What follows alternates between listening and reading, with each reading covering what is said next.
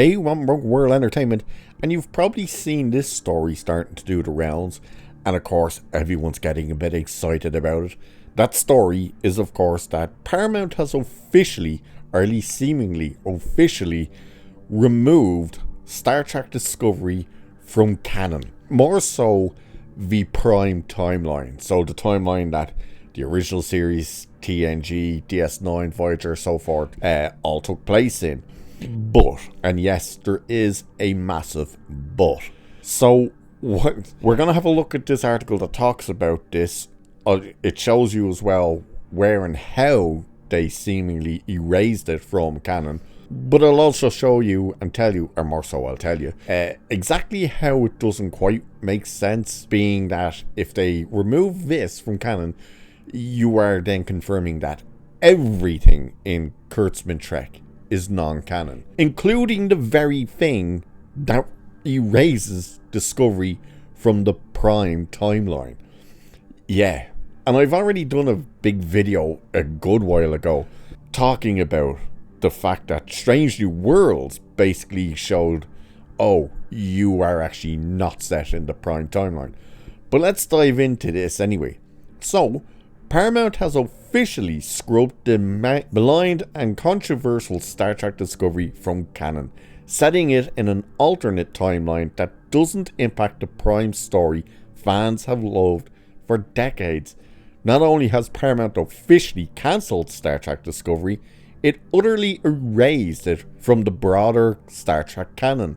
For many fans, especially those weary of the series' controversial directions, this decision is a welcome relief that promises to restore the beloved continuity of the Star Trek universe.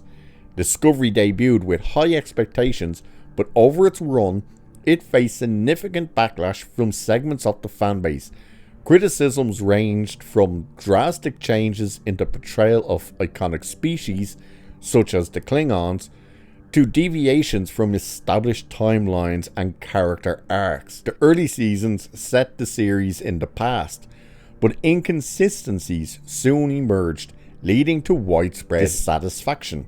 So, in an unexpected move, Paramount utilized the final episode of Star Trek Lower Decks to address the controversies surrounding Discovery.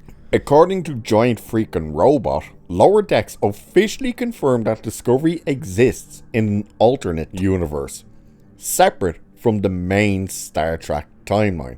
Now, anyone thinking, well, Giant Freakin' Robot, usually it's like a Mike Zero site almost, they just constantly spew out crap. No, there's actual proof of that Lower Decks did this. So this revelation effectively erases the Alex Kurtzman created series from the Prime canon, ensuring that its divergences no longer impact the overarching narrative. The explanation provided involves a fascinating sci-fi concept. There's a rift surrounding a Schrödinger possibility field that remaps matter into alternate reality versions from the multiverse. I don't know why they call it the multiverse. It's usually mirror verse or mirror universe. I know that's a different thing, but it's not really a multiverse. So it says anyway, this event transforms the main timeline Klingons into those seen in Discovery, clearly delineating between the two universes. Consequently, while Lower Decks remains canon and part of the Prime timeline, Discovery is relegated to an alternate reality. So you can even see the images that show you proper Klingons, even though they're cartoons, that the alternate timeline that they turn into is the Discovery Klingons. The first season Discovery Klingons, because they tried to fix that in season 2. How? Oh, they just put hair on it. Yeah, that was it. Just hair and a few mustaches and stuff. And it was like, that's your big fix for the Klingons. So the ships also changed. So they had like Bird of Prey and stuff, and they turned into those horrendous designs from Discovery of what they were calling Klingon ships. Now, here's the thing, right? So they're saying that proves now that Discovery is in an alternate timeline. But by the way, this all comes from Lower Decks. Its very last episode. Yeah, Did you guys even realize that the final season had even aired and is actually finished? No? Yeah, no one did, because no one watched it. But here is the thing. Discovery, Strange New Worlds, Picard, Lower Decks, and Prodigy, none of it is in the prime timeline. And how do we know this? Oh, by the way, for anyone wondering, how are they saying Strange New Worlds is still actually in the prime timeline when that Enterprise and that crew and that captain, Dark Pike and stuff, debuted in Discovery? They're trying to say, oh no, Strange New Worlds is a different Enterprise to the one from Discovery. Yeah, that's literally their excuse. Is they said, oh no, there's a slight difference in the design of the ship that showed up in Discovery to what's in Strange New Worlds. No, there isn't. But okay. And they're trying to say it was a completely alternate ship. If that's the case, you can clearly see that these people never watched Strange New Worlds, because Strange New Worlds, especially the first season, kept bringing up Discovery. That, like, literally, they were talking about Discovery. Oh, I missed Discovery. Spock was like, I miss my sister, blah, blah, blah. Oh, so you are connected to that universe. Not just that, but Strange New Worlds is the very show that absolutely showed us 100% that none of Alex Kurtzman's Star Trek is in fact in the prime timeline, because they changed dates and significant things that happened in history. Star Trek history.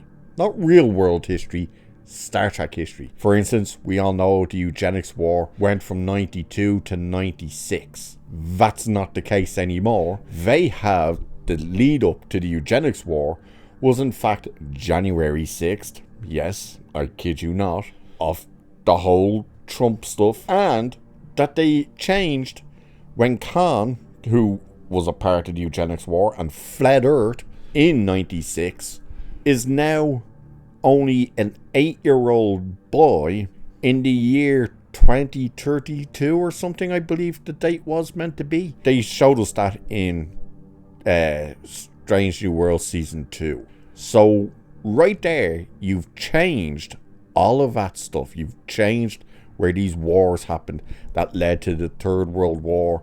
All this stuff that led then to humanity having to band together and rebuild and go out into space, make first contact with the Vulcans. All that stuff you change by changing the Eugenics War, which immediately removes all of Alex Kurtzman's Star Trek from canon, including Picard. Because what do we see in the first season of Picard? He walks into the Starfleet Academy and looks up, and what does he see? Well, it's a hologram, but not of the Enterprise we all know and he should know. No, it was the Discovery / Strange New Worlds Enterprise before it becomes the Enterprise D. Not to mention, every shuttlecraft in the show was a Discovery shuttlecraft. So you've removed Picard from being canon. Lower Decks also references things that happened in the Kurtzman Trek, as well as J.J. Abrams' Trek, i.e. the destruction of Romulus, all that type of stuff. Therefore, you are removing that from canon. Not to mention the fact that they have showed up in Strange New Worlds. And they were talking like, oh my god, you are part of our history. So if they're part of their history, yes, that means they were not in the prime timeline. And also makes sense for all the original characters showing up in that they're changing. Like, oh look, Julian Bashir is now all of a sudden gay. So as much as good news it might seem to say, oh, Paramount are erasing Discovery, it makes no difference when everything else still is in that timeline and still destroys Star Trek canon. And of course there's a question now of being, well, is this Skydance coming in and actually trying to repair the damage that Kurtzman has done to Star Trek? And you'd have to say, probably not. And the reason I say that is for the fact that we still have Section 31 movie coming out in the 24th of January, I think it is. So in a month's time. And they are still making Star Trek Academy, which has already been renewed for a season 2, because Kurtzman apparently can just renew things without anyone saying anything, which is amazing when you think the money they're pumping into all this stuff. And this is one of the things we've heard about Alex Kurtzman from people, other studios who've like cancelled his shit before. They're like, the dude spends money like it's growing on trees. Like, he'd be a gardener if it was growing on trees. As he doesn't seem to realize, oh, the money needs to come from somewhere. He's just taking it and spending it on all this shit that no one's watching, no one's tuning in for, no one cares about. It's not bringing new people to Paramount Plus. If Star Trek was in such a good place like Kurtzman constantly tries to tell you it is, I don't think Paramount would be in such a bad place, now would it? But unfortunately, that's not the case. So as much as people want to get excited about, oh, they've removed Discovery from Canon, yeah, but they're still pumping out all the other shit that is still destroying Canon. Because yes, Strange New Worlds, Spock still mentions, oh, I miss my sister, and Pike still mentions the Discovery. So you want to fix Star Trek, get it the hell away from Alex Kurtzman and J.J. Abrams and Secret Hideout, Bad Robot. Maybe even get it away from Paramount and CBS at this stage. But only time will tell what will actually happen to this series. I think Star Trek still has a better chance of being fixed over Star Wars. I think Star Wars is just truly dead. So we'll wait and see what the future holds for the franchise. So with that, I shall leave it there for this one. Like, share, subscribe, all that good stuff. Cheers, and I'll catch you in the next one.